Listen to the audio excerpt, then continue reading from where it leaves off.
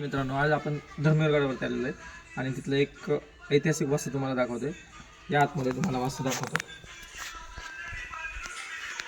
हे बघा मित्रांनो, किती बारकाईनं कोरीव काम केलेलं आहे आणि इथं बघताय तुम्ही की अत्यंत कुठेही चूक न काढणारी गोष्ट आहे. कोरीव काम केलेलं आहे सगळं म्हणजे दिसेल मला.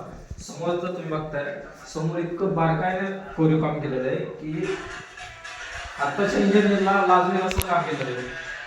पुढे तुम्ही बघू शकता.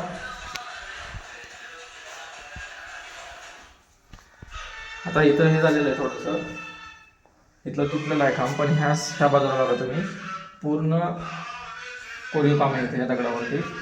एकाच दगडावरती एवढं काम केलेलं आहे पूर्ण.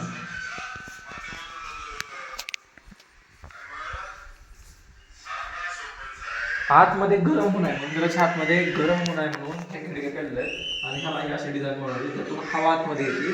त्या बाजूला पण तसंच आहे आणि त्या बाजूला पण तसंच आहे आणि वरती बसण्यासाठी जागा पण आहे. तसंच पलीकडच्या बाजूला नदी असल्यामुळं हवा खूप थंड हवा आतमध्ये येते.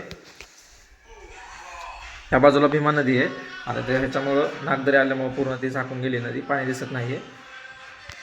आणि इथं बसण्यासाठी कट्टे पण आहेत आणि इथून थंड हवा आतमध्ये येते.